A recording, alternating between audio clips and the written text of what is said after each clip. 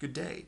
My name is Scott, and I do movie reviews on Thursdays on this channel, the Movie Reviewers 100, which is a UK-based movie review collab channel here on YouTube. As this is my fifth review, and so technically my 1 month anniversary, I wanted to speak a little bit about one of my favorite UK-made films, and that is, of course, The Cook, the Thief, His Wife, and Her Lover. This film came out in the States in the early months of 1990. And although I didn't get a chance to see it in theater, I recently re-rented the DVD and watched it on my 40-inch, which is great because it's the biggest screen I've ever seen it on. Very visually sumptuous film. And the picture stars Richard Bohringer, a French actor, as the cook of the title, who is the head chef at a restaurant called Le Hollandaise. The thief of the title is played by Michael Gambon, the first film I've ever seen Michael Gambon in. He is basically a low-level, kind of a small-time gangster who's called Albert Spica.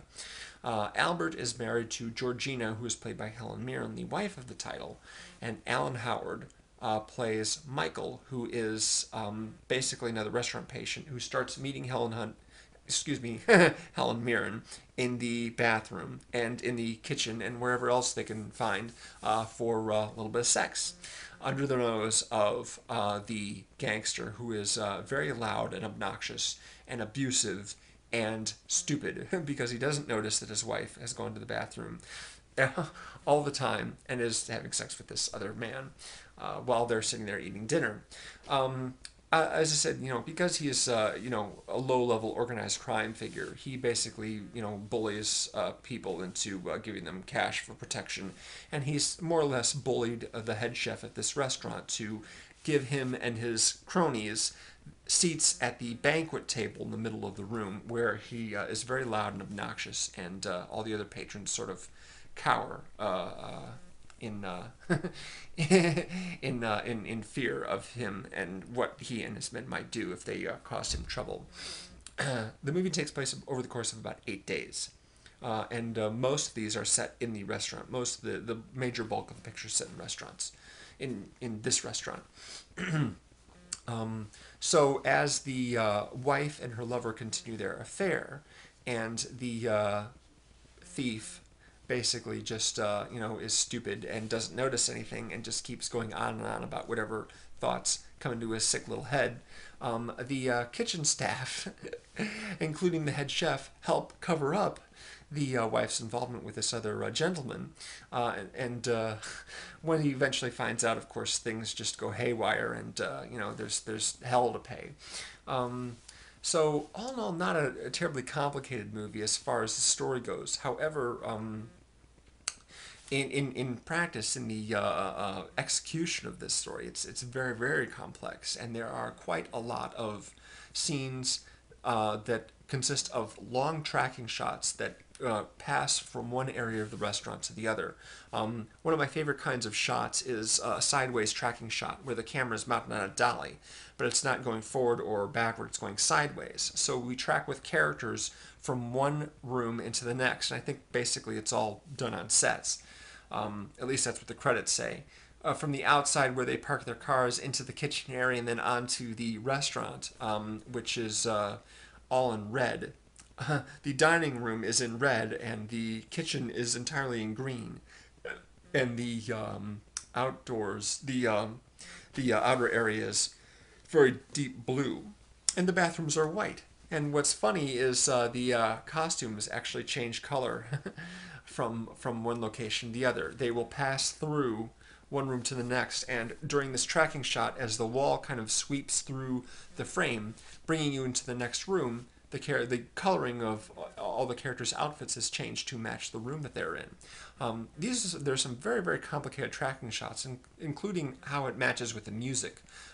There is a young boy who is a dishwasher who sings soprano during the kitchen scenes, and as the camera tracks along with him and some of the other characters that are in the kitchen and is about to pass into the dining room, the piece of music that the boy is singing ends at precisely the moment that the camera passes past the wall and into the next room. It must have been very, very hard to choreograph all these moments here. All the characters walking to and fro, meeting each other, making eye contact, setting this dish down, setting that dish down, picking this up, characters putting on coats, passing each other, whatever. All very long tracking shots. There's a special mention in the credits to all the extras, praising them for their patience at sitting there pretending to eat their food and work in the kitchen and what have you, as they tried to execute all these long camera moves. And they're very, very impressive. The production design is incredible. The restaurant is very, very opulent. There's all these incredibly elaborate dishes that are being served. The music is fantastic. The music is by Michael Nyman. It's one of those scores that I just find myself humming every once in a while just because it's so great. There's a few scores like that. Gladiator by Hans Zimmer. The Quick and the Dead by Alan Silvestri. And this is another one of them that's like that. I just was totally head over heels for Michael Gambon after I saw this movie. I thought he was just so much fun. I mean, he's just so obnoxious, but really, really funny as well. And I don't know if I mentioned this already because I've done this, I've tried to do a number of takes of this review already, but he speaks more than probably every other character in the movie combined. He just talks constantly, and he's always just like hurling abuse at everybody, berating them, beating them up, whatever. You know, he's a very, very nasty person, very memorable character. He's certainly up there with my favorite screen villains. And once he finds out about his wife's affair, then all hell breaks loose, and he vows to find this gentleman that she's taken up with, kill him, and eat him. The original version of this movie that I saw on a rental cassette was cut down to an R rating and was heavily cropped because it's a very, very widescreen movie. I don't think that they used a different technique than is normal for widescreen movies, but the shots seem extra panoramic. A lot of the shots basically are of this long table, and there's people spread out over the entire frame. They're like paintings. And what's great is that a lot of times when Michael Gambon has left the room, no one else is talking. They're just sitting there in silence, enjoying some peace and quiet while he's gone. So there's this whole tableau of people doing whatever it is that they're doing in this great shot. Yeah, it's a really, really interesting movie. Again, I'd have to say I found it a lot more interesting or just complicated when I first saw it. Now it seems like a much simpler story, but it's the execution that's so very, very impressive. Yes, so definitely a high recommendation for me.